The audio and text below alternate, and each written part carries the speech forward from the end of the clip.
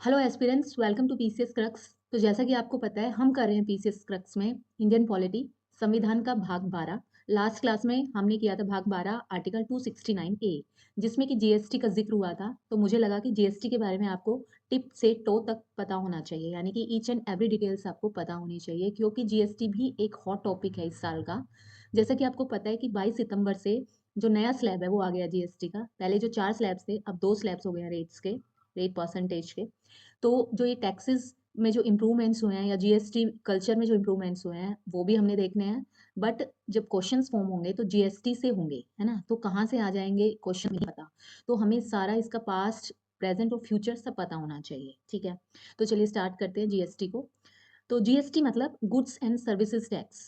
हिंदी में बात करेंगे तो वस्तु एवं सेवा कर। ये 101वां संविधान संशोधन अधिनियम था 2016। तो बेसिकली 122वां संशोधन विधेयक 2014 लाया गया, ठीक है, पेश किया गया। फिर उसके बाद ये जब अधिनियम बनकर पास हो गया तो इसका नंबर हो गया 101।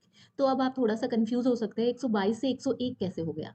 देखिए गाइस, जो संशोधन विधेयक हैं वो 122 आ चुके थे तब तक, ठीक है, लेकिन पास सारे नहीं हुए, है ना। तो 122 आ चुके थे, उसमें से कुछ पास हुए, कुछ नहीं हुए, कुछ अधिनियम बने, कुछ नहीं बने, कुछ लैप्स हो गए विधेयक, ठीक है। तो 101 से 122 के बीच में, यानी कि जो 21 विधेयक हैं, संशोधन विधेयक हैं, वो लैप्स हो गए या खत्म हो गए या किसी वजह से पारित नहीं हुए, ठीक है। तो इसीलिए ये 101वां संविधान संशोधन अधिनियम था ये। और जब अधिनियम बना तो वो साल था 2016, यानी कि 14 में लाया गया एज अ विधेयक, पर पास होकर अधिनियम बना 2016 में। आई होप आपको ये बात अब अच्छे से समझ आ गई। तो GST basically one nation one tax one market की बात करता है। जीएसटी से पहले जो दिमाग में था टैक्स सिस्टम जो हमारे, वो था मल्टीपल टाइप ऑफ टैक्सेस। तो क्योंकि हमारा एक ही देश है तो एक ही टाइप का टैक्स होना चाहिए सभी जगह, है ना। तो ऐसा ना हो कि गुजरात वालों को राजस्थान से ज्यादा टैक्स पे करना पड़े सेम चीज पर, है ना। तो इसको इक्वल करने के लिए या एक तरह से पारदर्शिता लाने के लिए या एक ही मार्केट पूरे देश को बनाने के लिए जरूरी था कि एक ऐसा टैक्स लाया जाए जो कि इक्वालिटी बेसिस हो और पूरे देश की तरक्की उसके अंदर शामिल हो, सभी राज्यों को इक्वल हिस्सा मिले, ठीक है। तो इसलिए जीएसटी को प्रपोज किया गया। हालांकि इसमें केंद्र ज्यादा शक्तिशाली दिखाई दे रहा था और दिखता भी है। इसके भी कई रीजंस हैं, उसके बारे में हम हर डिटेल पढ़ेंगे। इससे पहले जान लेते हैं कि जीएसटी जो है वो इनिशिएट कहाँ से हुआ। तो पहला जो देश था जहां पर जीएसटी स्टार्ट हुआ, ये मतलब इस टाइप का दिमाग में आया, वो था फ्रांस। फ्रांस में 1954 में इसको इंट्रोड्यूस किया गया। हमारे देश में जो जीएसटी मॉडल है वो है कैनेडियन मॉडल, यानी कि कनाडियाई मॉडल, ठीक है। कैनेडियन यानी कि जो कनाडा में जिस तरह का जीएसटी स्ट्रक्चर है, उसी तरह का स्ट्रक्चर हमारे देश में अपनाया गया है। एकल गंतव्य आधारित, यानी कि केंद्रीय व राज्य करों के स्थान पर एक तरह का कर है अब ये। जितने भी कई सारे केंद्र और राज्य के जो टैक्सेस थे, उनको सबको मर्ज कर कर जीएसटी यानी एक गंतव्य आधारित टैक्स बना दिया गया, ठीक है। जीएसटी परिषद द्वारा ये विनियमित होता है, यानी कि जो जीएसटी परिषद है, जो उसका गठन है वो आगे हम देखेंगे। तो जो इसकी संरचना है वो इस तरह से की गई है कि पूरे देश के सभी राज्यों का इसके अंदर पार्टिसिपेशन हो और केंद्र के सहयोग से कोई विनियमन का तरीका अपनाया जाए। तो वो जीएसटी परिषद एक साथ आकर 3/4 बहुमत के साथ कुछ भी जब डिसाइड करती है, कोई भी निर्णय लेती है, तो वो मान्य होता है, वही लागू होता है। यानी कि एक तरह से जो विनियमन है जीएसटी का, वो जीएसटी परिषद करती है। फाइन। अब बात होती है कि ये शुरुआत यानी कि इसकी हिस्ट्री क्या रही है जीएसटी। तो इस तरह के क्वेश्चंस भी कई बार बन जाते हैं, तो इसलिए आप इनको इग्नोर ना करें प्लीज। तो 2000 में प्रस्ताव आया, सन 2000 में, और उस वक्त जो सरकार थी वो बीजेपी की ही सरकार थी। अटल बिहारी वाजपेयी जी उस वक्त हमारे देश के प्रधानमंत्री थे, ठीक है। तो उनके टाइम में ये प्रस्तावित हुई और 2009 में इस पर विस्तृत योजना भी आई। 2009 में डॉक्टर मनमोहन सिंह जी हमारे देश के प्रधानमंत्री थे, ठीक है। तो उस वक्त विस्तृत योजना का निर्माण हुआ और ये संसद के पटल पर भी रखी गई थी।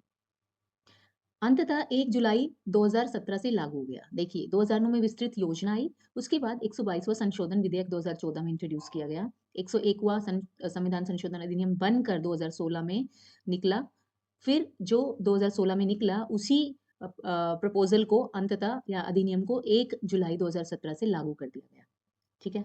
जो नया अनुच्छेद है 279 ए जोड़ा गया संविधान में, जिसके अंतर्गत जीएसटी परिषद का गठन हुआ, जिसके अंदर केंद्र और राज्य सरकार दोनों ही एक तरह से बराबरी के स्तर पर कहा जाए तो बराबरी के स्तर पर इनको सदस्य बनाया गया है यहाँ पर, ठीक है। अब बात कर लेते हैं कि कानूनी ढांचा किस तरह का है। देखिए, ये तो आपको पता है जो जीएसटी नंबर होता है, जीएसटीआईएन नंबर, वो 15 डिजिट्स का होता है ना? तो ये आगे भी मैंने मेंशन किया हुआ है एक्स्ट्रा फैक्ट्स में, वहाँ पर भी जान लेंगे कि उस नंबर का मतलब क्या है। उससे पहले हमें ये जानना है कि कितने टाइप के जीएसटी है, यानी कि कानूनी ढांचा क्या है। जब हम कोई वस्तु लेने जाते हैं या किसी सेवा का आहरण करते हैं, तो उस वक़्त हमें क्या किन कैटेगरीज़ के अंडर जीएसटी पे करना पड़ता है। तो आपने देखा भी होगा अपने बिल पर कि उस पर कहीं पर सीजीएसटी लिखा होता है, कहीं पे एसजीएसटी। तो सीजीएसटी यानी कि केंद्र का तो उसके अंदर शामिल होता ही है मोस्ट ऑफ द टाइम, अगर आप किसी ऐसी जगह से जहाँ पर जैसे यूटीज़ या किसी सेंट्रल ऑफ़िस में या सेंट्रल जगहों पर कुछ ले रहे होगे जो केंद्र द्वारा निर्मित है, तो वहाँ पर सीजीएसटी आपको दिखेगा। साथ में एसजीएसटी होगा या आईजीएसटी होगा। ठीक है? तो यानी 2 तरह के टैक्सेस आपको एक साथ दिखेंगे। जैसे 18% अगर किसी वस्तु पर टैक्स, तो 9% स्टैंड्स फॉर सीजीएसटी, और एसजीएसटी का जो पार्टिसिपेशन होगा वो भी 9% होगा। ठीक है? यानी कि इक्वल-इक्वल होता है। आप कभी भी किसी बिल को उठाकर देखना, ठीक है? तो ये 4 तरह के अधिनियम आए 2017 में। तो आपको याद रखना है जो साल था अधिनियम का, सीजीएसटी हो या एसजीएसटी हो, आईजीएसटी हो या यूटीजीएसटी हो। देखो, सीजीएसटी यानी कि central GST, SGST state GST, IGST यानी कि इंटीग्रेटेड जीएसटी, यूटीजीएसटी यानी कि यूनियन टेरिटरी जीएसटी। ठीक है? ये आपको ध्यान रहेगा। साथ में इसके 2017 लगा लेना। तो अधिनियम सारे 2017 के हैं। अब आपको ध्यान देना है कि सीजीएसटी किस तरह से लगता है। तो सीजीएसटी केंद्र सरकार द्वारा एकत्रित होता है, ठीक है? उसी के द्वारा नियंत्रित होता है और केंद्र ही वसूलता है, ठीक है? तो केंद्र के पास डायरेक्ट जाता है सीजीएसटी। और एसजीएसटी राज्य के भीतर, एक राज्य के भीतर हो, जैसे कि हरियाणा में अगर आप कोई अवेल कर रहे हो सर्विस, तो वहाँ पर आपको एसजीएसटी देना पड़ेगा, और वो क्योंकि हरियाणा के अंदर है, तो हरियाणा को ही मिलेगा, तो राज्य वसूलेगा, ठीक है? आईजीएसटी यानी कि इंटीग्रेटेड, यानी कि जब एक राज्य से दूसरे राज्य को पूर्ति होती है, यानी कि पता नहीं चलता, हो सकता है कई बार तीसरे राज्य तक भी पहुँच हो उस वस्तु की या सेवा की, तो ऐसी स्थिति में कैसे वर्गीकृत किया जाएगा? तो आईजीएसटी होता है, तो लास्ट में इसको आईजीएसटी को वसूलता केंद्र सरकार है, ठीक है? तो केंद्र सरकार ही वसूलेगी आईजीएसटी को, लेकिन जो आपूर्ति होगी उस कर की, या जो अदायगी होगी उस कर की, केंद्र सरकार जो लास्ट में आपूर्तिकर्ता, जो फर्स्टली जो आपूर्तिकर्ता राज्य है, उसको केंद्र सरकार दे देगी। ठीक है? आया समझ में कि आईजीएसटी को एकीकृत वस्तु एवं सेवा कर अधिनियम है ये।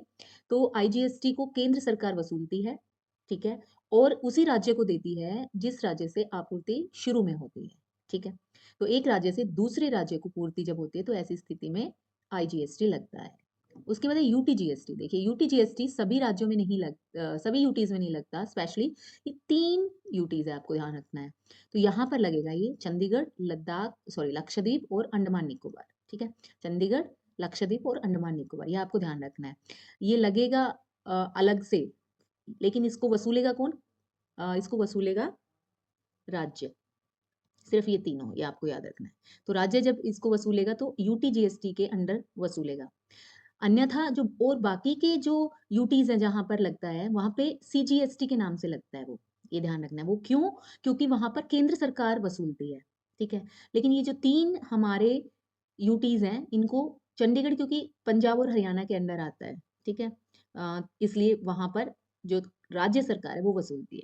लक्षद्वीप जो है वो वहाँ पर केरल जो है वो यहाँ से वसूलता है, अंडमान निकोबार अ, तमिलनाडु, ठीक है? तो ये यहाँ के राज्य वसूलते हैं, तो आपको ध्यान रखना है कि ये 3 राज्य जो है वो बिल्कुल अलग है।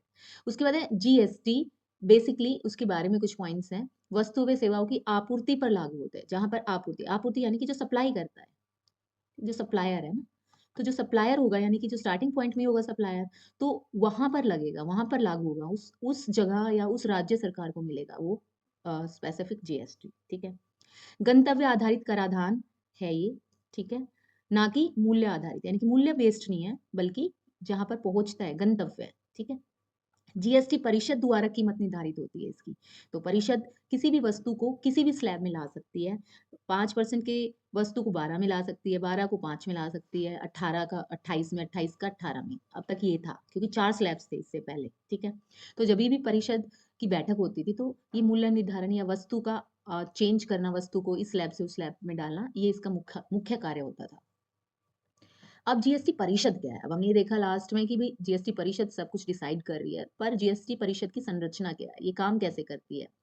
तो अनुच्छेद 279 ए में मेंशन है, ये नया जोड़ा गया अनुच्छेद, जहाँ पर कैपिटल ए है यानी कि वो नया जुड़ा है, पहले संविधान में नहीं था शामिल, ठीक है? तो संविधान संशोधन द्वारा आर्टिकल 279 ए जोड़ा गया, जिसमें कि जीएसटी काउंसिल गठित करने की शक्ति राष्ट्रपति को दी गई और इस जीएसटी काउंसिल के जो अध्यक्ष हैं वो वित्त मंत्री होंगे, ठीक है?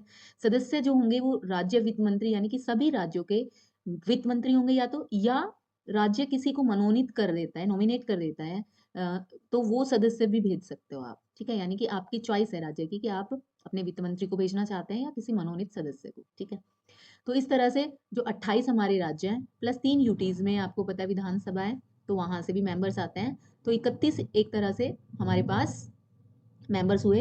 एक केंद्रीय वित्त मंत्री हो गए 32 और एक केंद्रीय राज्य वित्त मंत्री भी है, ठीक है?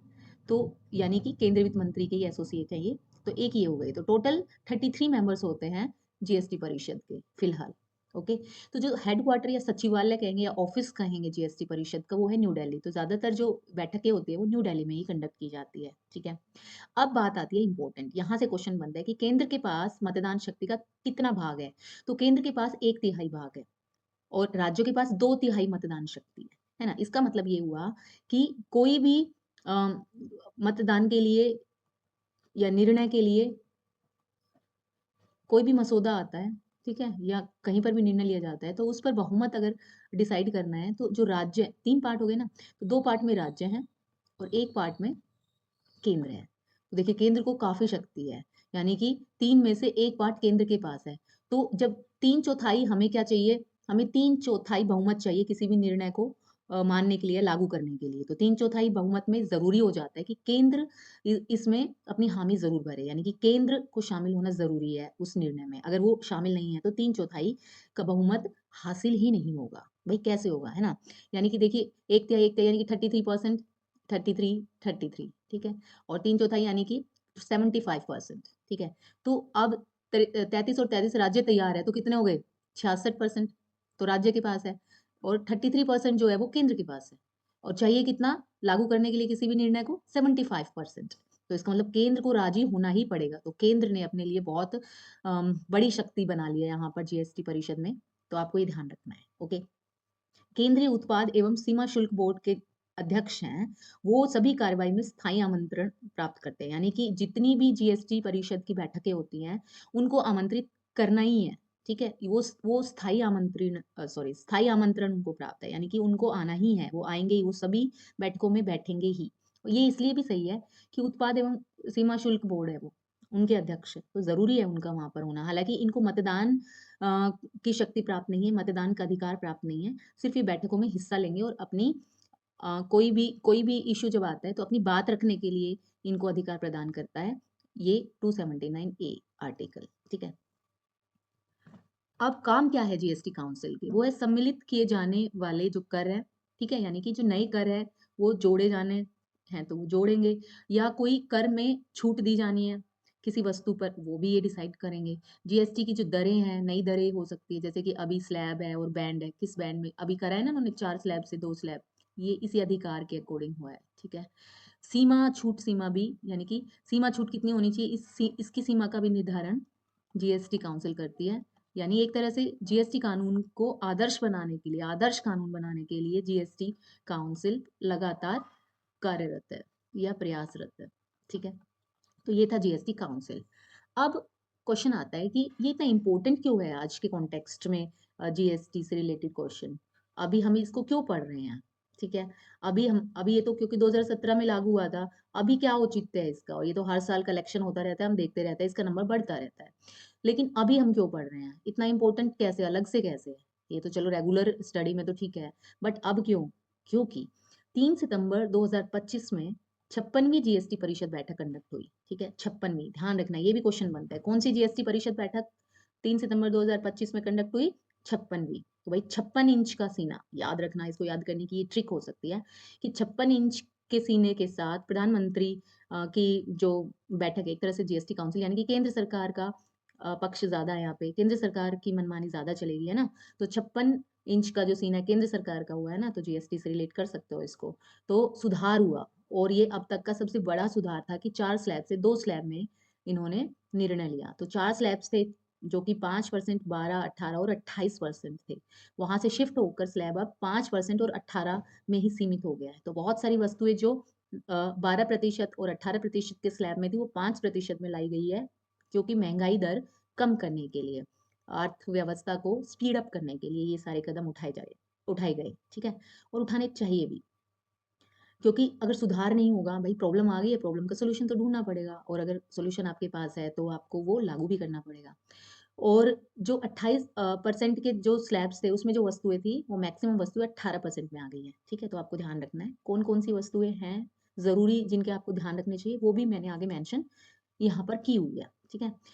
और ये लागू कब से है, ये जो चेंज हुआ है या ये जो इम्प्रूवमेंट या सुधार जो किया है जीएसटी परिषद ने, वो 22 सितंबर 2025 से प्रभावी है। देखिए बैठक हुई है 3 सितंबर 2025, डिक्लेरेशन भी तभी हुई है, बट लागू कब से होना था, 22 सितंबर 2025 से। आप इसको ऐसे भी याद रख सकते हो 22 सितंबर को, कि पहला नवरात्र यहाँ से शुरू हुआ था, ठीक है। तो ऐतिहासिक, अब इसमें चेंजेस क्या क्या हुए वो उसके बारे में देख लेते हैं कि कहाँ पर स्लैब्स क्या चेंज हुआ है।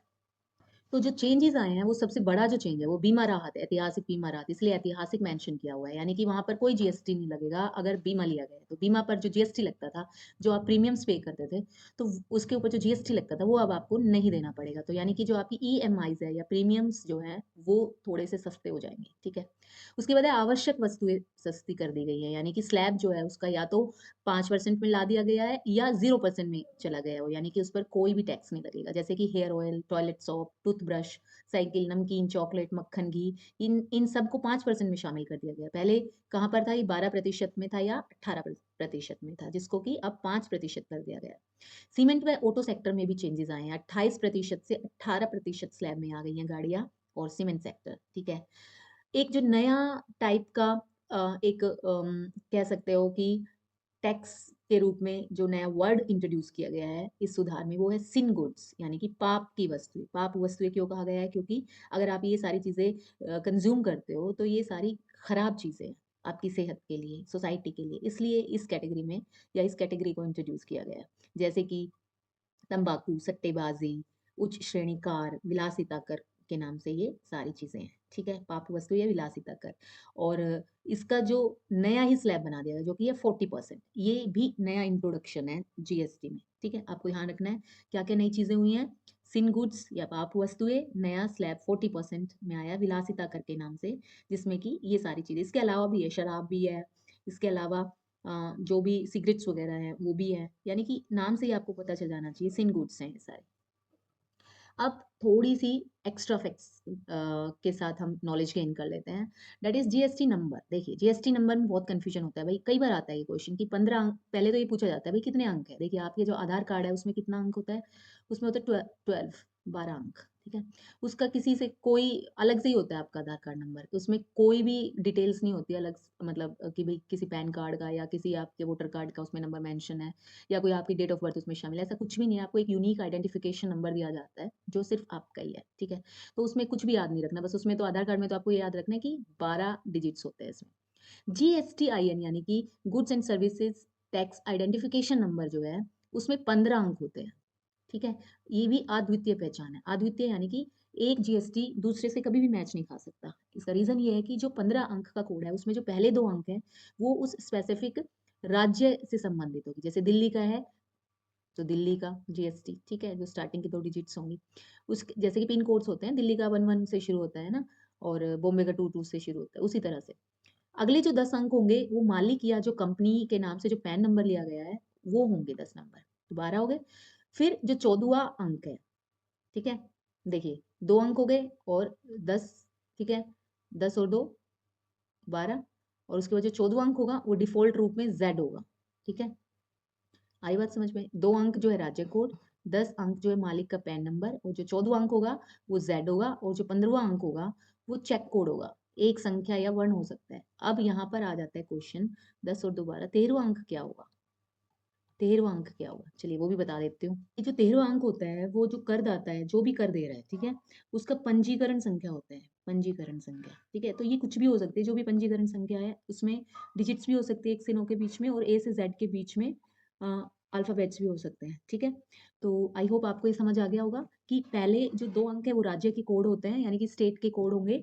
उसके बाद जो 10 अंक होंगे, वो मालिक का पैन नंबर होगा, यानी कि 12 अंक हो गए। जो 13th अंक होगा वो करदाता पंजीकरण संख्या होगी, जो कि 1 से 9 के बीच या ए से ज़ेड कोई भी हो सकता है, ठीक है? 14वां अंक जो है वो ज़ेड होगा डिफ़ॉल्ट रूप में, ज़ेड यानी कि सबके लिए ही है। फिर 15वां अंक जो है वो चेक कोड होगा, यानी कि ये एक संख्या, ये भी एक संख्या हो सकती है, 1 हो सकता है, चेक करने के लिए कोड है ये, ठीक है?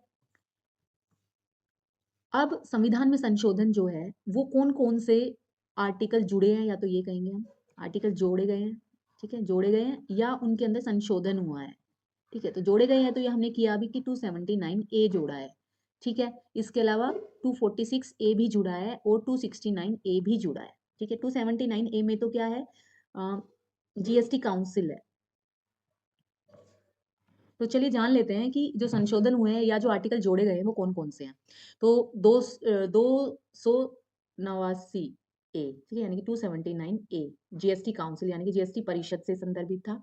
अब 246 ए भी एक बार वैसे हम ये कर चुके हैं अगर आपको ध्यान हो, और 269 ए भी हम कर चुके हैं, तो बट आपको रिवाइज़ कराने के लिए मैंने यहाँ पे फिर मेंशन कर दिया है, जो कि आपको अलग से ध्यान रहे कि जीएसटी से रिलेटेड है ये।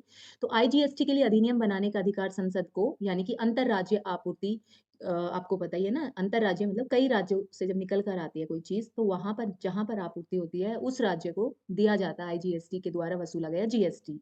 और इस अधिनियम को बनाने का जो अधिकार है, वो संसद को दिया गया है, अनुच्छेद 246 ए के अंतर्गत, ठीक है?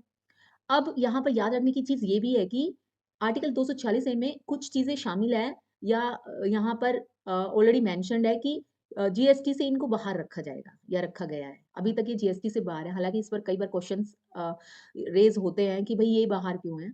क्योंकि ये राज्य नहीं चाहते थे कि सारे अधिकार जीएसटी के थ्रू उनसे ले लिए जाए, या केंद्र सरकारी सारे एक तरह से राज्यों को लगता है कि हम हर वक़्त आपके सामने हाथ नहीं फैला सकते, तो हमारे खुद के भी अधिकार होने चाहिए कुछ टैक्सेस को अवेल करने के, कुछ टैक्सेस को अध्यारोपित करने के और वसूली करने की, है ना? तो इसीलिए कुछ चीज़ें या उसका निर्धारण जो होता है ना, दरें निर्धारित करने का, वो अधिकार जो है वो छोड़ना नहीं चाहते थे राज्य। तो इसीलिए कुछ एरियाज़ में अभी भी राज्य सरकारों को अधिकार है। तो इसीलिए अनुच्छेद 246 ए में मेंशन भी है ये 5 सेक्टर्स हैं। एक है petroleum, high speed diesel, motor spirit, natural gas और एटीएफ। एटीएफ जो कि एरोप्लेन में डलता है, एरोप्लेन का जो फ्यूल होता है या एरो फ्यूल होता है जो, ठीक है? ओके। अब 269 ए में क्या है अनुच्छेद में? तो इसमें है जीएसटी का आरोपण, यानी कि आरोपित कौन करेगा और उसका संग्रहण कौन करेगा, उसके बारे में है। तो ये भी जो आपूर्ति से प्राप्त राजस्व वितरण का तरीका है वही रहेगा, यानी कि जीएसटी परिषद को अधिकार दिया गया है कि किस तरह से कौन आरोपित करेगा और कौन उसको एकत्र करेगा जीएसटी को। तो ये डिसाइड या इस तरह का जो कानून है या जो नियम बनाना है वो जीएसटी परिषद को अधिकार है कि वही बनाएगी। तो इसी अनुच्छेद 269 ए में एक चीज़ जो इंट्रोड्यूस की गई है, जो नई है वो ध्यान रखनी है, वो है आयात। तो आयात को भी अंतर्राज्यीय आपूर्ति कहा जाएगा, यानी कि आईजीएसटी कहा जाएगा, ठीक है? तो आईजीएसटी के अंतर्गत ही आयात को भी रखा जाएगा। भाई आईजीएसटी का मतलब होता है इंटीग्रेटेड, है ना? तो इंटीग्रेटेड है यानी कि अंतर्राज्यीय, यानी कि 2 राज्यों के बीच में भी, आयात से रिलेटेड है यानी कि 2 देशों के बीच से भी आ रहा है, तो भी वो आईजीएसटी के अंतर्गत आएगा, यानी कि केंद्र सरकार ही वसूल करेगी आईजीएसटी को। ये आपको पता होना चाहिए कि आईजीएसटी यानी कि इंटीग्रेटेड, इंटीग्रेटेड होते ही केंद्र सरकार, क्योंकि आपको ये ध्यान रखना है कि एसजीएसटी में ही स्टेट करेगी वसूल, अदरवाइज़ बाकी जितने भी हैं उसको कौन करेगा?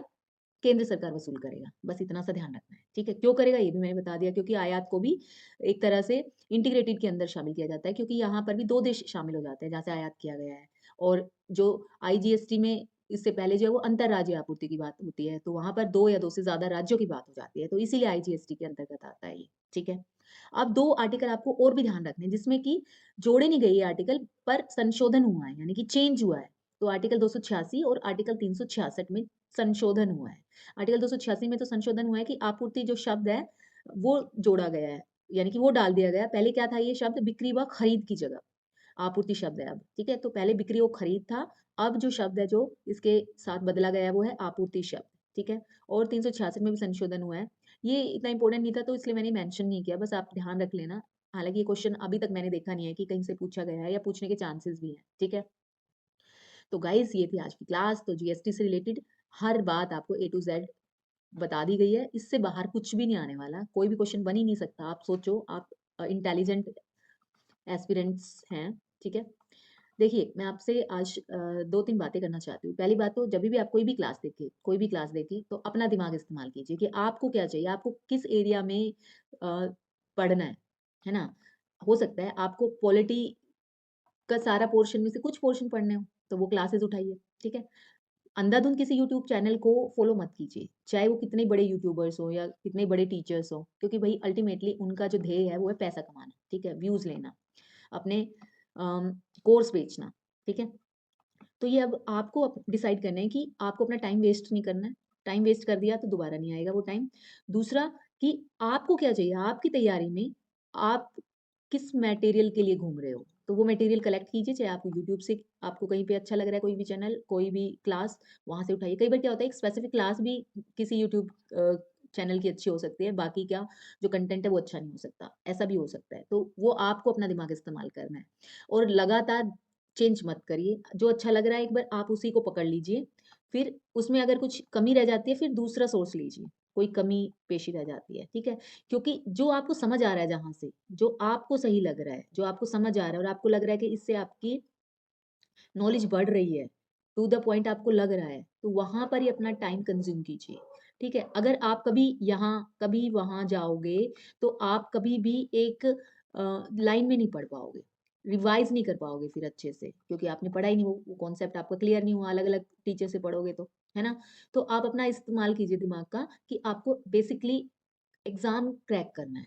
तो एग्ज़ाम क्रैक करने के लिए ज़रूरी है कि आप अपने आप को एनालाइज़ कीजिए पहले कि आपको ज़रूरत किस चीज़ की है। जो आप एग्ज़ाम दे रहे हो, उस एग्ज़ाम के पॉइंट ऑफ व्यू से आप कितना पढ़ चुके हो और अभी आप कहाँ पर लैग कर रहे हो, कहाँ पर आपकी कमज़ोरी है, वीकनेस कहाँ आपको दिख रही है अपनी पढ़ाई में, अपनी तैयारी में, ठीक है? एक और चीज़, मैराथन क्लासेस तभी देखिए आप, जब आपके एग्ज़ाम को 2 हफ़्ते रह गए हो, तो शुरू का जो 1 हफ़्ता है ना, उसमें आप मैराथन देख सकते हो, जस्ट टू रैपिड रिवीजन। तो रैपिडली आप रिवाइज़ करना चाहते हो, तो ही आप मैराथन क्लासेस देखिए। अदरवाइज़ आप थोरोली पढ़िए पहले तो किसी भी प्लेटफ़ॉर्म से, चाहे वो बुक से पढ़ रहे हो आप, चाहे आप किसी चैनल को अ, फ़ॉलो कर रहे हो। उसके बाद आप अपने नोट्स बनाइए ज़रूर। देखिए, नोट्स नहीं बनेंगे तो आपके लिए बिल्कुल भी बेनिफिशियल नहीं हो सकते, क्योंकि आपके नोट्स, देखिए जो आपको आ रहा है, वो तो आप नोट्स में भी नहीं मेंशन करोगे, क्योंकि उसमें टाइम वेस्ट होगा ना। जो आपको नहीं आता है वो उन्हीं टॉपिक्स पर आप नोट्स बनाइए, ठीक है? जो आपको मुश्किल लगते हैं, आपको लगता है कि लगातार रिवीजन की ज़रूरत पड़ती है मुझे इन चीज़ों में, तो वहाँ पर आप नोट्स बनाइए अपनी। या जो आ रहा है वो भी आप नोट्स बना सकते हो, लेकिन वो हल्के-फुल्के या एक्स्ट्रा जो चीज़ें हैं जो आपको नहीं पता है, वो उसमें डाल लो। और फिर जब एग्ज़ाम हो तो एग्ज़ाम के 1 या 2 महीना पहले से आप उनको मल्टीपल टाइम रिवाइज़ करो, ठीक है? जितना आप रिवाइज़ करोगे मल्टीपल टाइम, अब आपने जो नोट्स हैं ना वो कई तरह से बन सकते हैं। या तो आप किसी मेंटर से आप क्लास ले रहे हो, तो उसका आपको लग रहा है कि भई 90% इसका बिल्कुल एक्यूरेट है और बिल्कुल सही जा रहा है और सही दिशा में मेरी तैयारी चल रही है, तो वहाँ से उठाइए। और जो 10 प्रतिशत आपको लग रहा है कि आप पीवाईक्यूज़ जब आप देख रहे हो, तो आपको लग रहा है कि इसमें ये भी जोड़ सकते हैं, ये भी जोड़ सकते हैं, तो वहाँ से उठाइए, तो आपके नोट्स बन जाएँगे। फिर उसके बाद उसको जब आप रिवाइज़ करने बैठोगे ना, तो आपको समझ आएँगे आपके नोट्स और आपकी वीकनेस है ऑटोमैटिकली दूर हो जाएगी, जब आप मल्टीपल टाइम उसको रिवाइज़ करोगे, ठीक है? तो इस तरह की स्ट्रैटेजी आप बनाइए। 100% आपका कोई ना कोई एग्ज़ाम क्लियर हो जाएगा पीसीएस का, ठीक है? तो कई स्टेट्स को मत आप देखिए, 2 या 3, अगर जैसे एक साथ जिस तरह का सेम पैटर्न है जहाँ पर एग्ज़ाम का, वैसे तो देखिए सभी पीसीएस में अब यूपीएससी को ही फ़ॉलो किया जा रहा है, तो उसी तरह से है। लेकिन बट स्टेट में क्या होता है कि स्टेट का पोर्शन भी आता है। जैसे अब आप एचपीएससी जो कंडक्ट कराती है, एचसीएस, आप उसको देख सकते हो। इसमें हरियाणा का बिल्कुल कम पूछते हैं, पूछते ही नहीं है, बहुत कम पूछते हैं। आप यूपीपीएससी को भी देख सकते हो, यहाँ पर भी इतना ज़्यादा नहीं पूछते हैं। लेकिन अगर हाँ, यूके-पीएससी को भी, क्योंकि यूके बहुत छोटा स्टेट है, तो उसको याद करना, 13 ही उसके डिस्ट्रिक्ट्स हैं, तो वो भी आपके लिए बेनिफिशियल हो सकता है, उसको भी आप तैयार कर सकते हो। लेकिन अगर आप आरएएस के लिए जा रहे हो, बीपीएससी के लिए जा रहे हो, वैसे बीपीएससी भी ज़्यादा नहीं पूछता स्टेट के बारे में, बट फिर भी पूछ ले रहा है, अभी ट्रेंड थोड़ा-सा चेंज हुआ है इसका। लेकिन जब आप आरएएस के लिए अगर सोच रहे हो, तो इसमें आपको पूरा राजस्थान को 1/3 पढ़ना पड़ता है, जितना भी एग्ज़ाम आता है, उसका 1/3 राजस्थान आता है, ठीक है? तो यानी आपको खुद अ, अपने आप से पूछना है कि आप किन स्टेट्स को तैयार कर सकते हो, ठीक है? अगर आप यूपीएससी भी तैयार कर रहे हो तो उसके साथ आप किसी एक स्टेट को लेके चलिए, ये मेरी सजेशन है।